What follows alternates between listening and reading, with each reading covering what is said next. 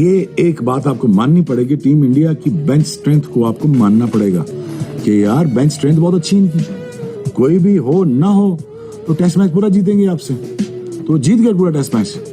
सो bench strength के ऊपर बात करें यार आप कि उनको फर्क ही नहीं पड़ रहा कि यार कोई है कोई नहीं है। उन्होंने कहा जी ये पूरा टेस्ट मैच हमने पकड़ लिया। Wasim, really, it's like because I was just saying, जब मैं बोल रहा था ये बात, they've really worked very hard on their cricket. They've really, in the last decade or so, it's like they're becoming, closing the gap on all the big teams around the world. And now it's the other way around. I think everybody else needs to close the gap with the Indian team. Everybody has they had to catch up with them now. They're miles ahead of every other team. And credit to all people involved. BCCI जो भी आता है उनकी policy एक रहती है, IPL से उन्होंने पैसा बड़ा आता है, फिर पैसा वो एसोसिएशन को मिलता है। हमें ये जड्डू और या निखिल एक्सप्लेन कर सकेंगे कैसे चलता है वो। अगर फॉर इंस्टेंस उनका कोई चेयरमैन जाता है या सेक्रेटरी जाता है, वो कुछ लिख के जाता होगा ना, रिपोर्ट बना के कि ये मेरे प्रोजेक्ट हैं, ये मैं शुरू कर रहा हूँ, कर किए हुए हैं, ये चलने चाहिए। तो नीचे से कोई चीज़ें चेंज नहीं होती, ऊपर से चेंज हो जाता है, नीचे से जो मेन प्लेयर हैं वो वही रहते हैं। अगर आप सबके सब चेंज कर दोगे तो वो स्टार्ट फ्रॉम स्क्रैच हो जाएगा अगेन। अनफॉर्चुनेटली हमारे मुल्क में ऐसा होता है, वो जो भी कोई आता है वो अपनी टीम ले आता है। अपनी टीम जरूर लाओ, बट अगर कोई बंदा एक अच्छा काम कर रहा है, you don't have to sack them. It's an old story. That's a different story.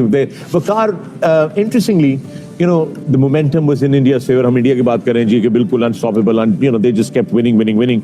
ना मैं अपने आप को क्रिकेट का नॉस्ट्रेडेमस मानता हूं कि फ्यूचर में जो इवेंट्स होने वाले हैं वो मैं आपको प्रिडिक्ट कर दूं अपने क्रिस्टल बॉल में देख के, कौन जीतेगा कौन हारेगा।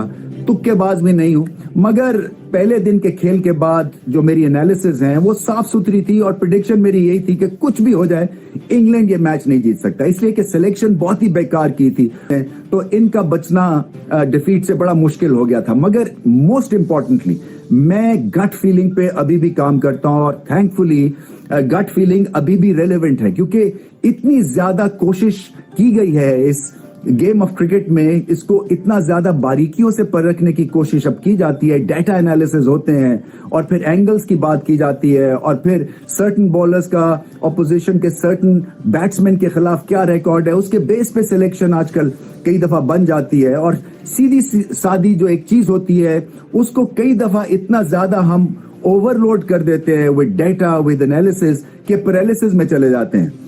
थैंकफुली गट फीलिंग, जिसने टॉप क्वालिटी की क्रिकेट खेली हुई है उसको आइडिया मैं क्या बात कर रहा हूं, क्योंकि आपको एक अंदाजा हो जाता है कि ये चीज क्या होने वाली है, क्योंकि आप इतनी दफा ऐसी सिचुएशन से गुजर चुके होते हैं कि आपको आइडिया हो ही जाता है कि ये दाल गलने वाली नहीं है एक सर्टन टीम की। और इंग्लैंड का हाल बुरा था, खामखा से रोटेशन पॉलिसी के थ्रू इन्होंने एक तो आपको 20 विकेटें लेनी है तभी आप मैच जीतेंगे, और 20 विकेटें लेने वाला अगर कॉम्बिनेशन आप मोहम्मद सिराज, प्रसिद्ध कृष्णा ने जो तारीख रकम की है ये हमेशा याद रखी जाएगी। इंडियन क्रिकेट हिस्ट्री में इसको हमेशा याद रखा जाएगा। जिस तरह की बॉलिंग मोहम्मद सिराज ने की है, आज 145 पर बॉलिंग कर रहे थे, 145 किलोमीटर फी घंटे की रफ्तार से उन्होंने बॉलिंग की है।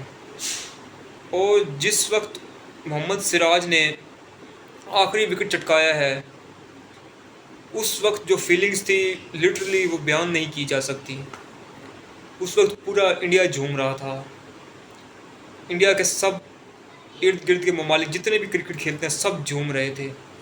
स्पेल ही ऐसा था, क्या कमाल किस्म की बॉलिंग थी, लिटरली फ़ैन हो गए भाई, हम तो फ़ैन हो गए सिराज के। प्रसिद्ध कृष्णा उन्होंने भी बहुत अच्छी बॉलिंग की, लेकिन दोस्तों इधर ये बात याद रखना बहुत ज़रूरी है कि मोहम्मद सिराज और प्रसिद्ध कृष्णा ने सिर्फ ये मैच नहीं जितवाया, इसमें बहुत बड़ा हाथ है यशस्वी जायसवाल का, वाशिंगटन सुंदर का, रविंद्र जडेजा का, आकाशदीप का, करुण नैयड़ का। देखिए जिस तरह से आप इंडिया की टीम ने इस टेस्ट मैच में परफॉर्म किया है ये हमेशा याद रखा जाएगा, हमेशा याद रखा जाएगा। एक न्यू टीम थी, विराट कोहली और रोहित शर्मा की एब्सेंस में जिस तरह की इन्होंने परफॉर्मेंस दी है ये परफॉर्मेंस हमेशा याद रखी जाएगी। देखिए इंडिया जो मैच जीता है 5वें दिन, हमने पहले भी प्रेडिक्शन की थी कि इंडिया ये मैच जीत जाएगा।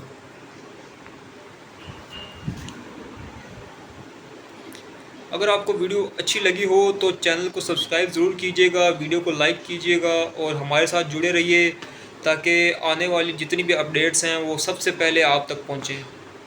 मिलते हैं इसी तरह की किसी अगली वीडियो में।